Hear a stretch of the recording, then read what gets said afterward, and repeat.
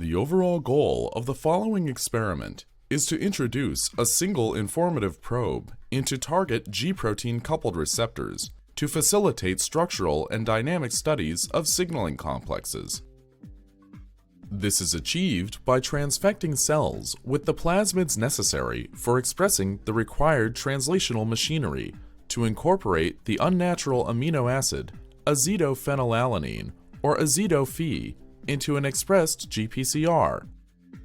The GPCR azido-Phe variants can then be applied in 3 different ways to investigate the structure and function of the receptor. First, the azido-Phe is used as a photoactivatable crosslinker in the GPCR, which enables the identification of the binding site of a tritiated ligand.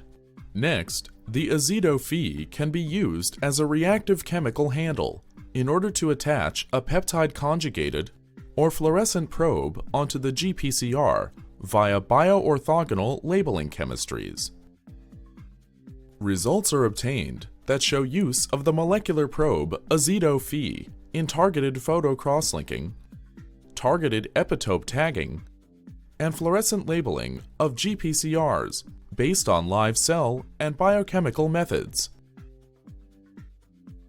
The main advantage of this technique over existing methods, like the use of photoaffinity ligands or cysteine labeling, is the flexibility to site-specifically introduce a biologically inert and reactive unnatural amino acid, p-azido-Phenylalanine, at a known position in a target receptor.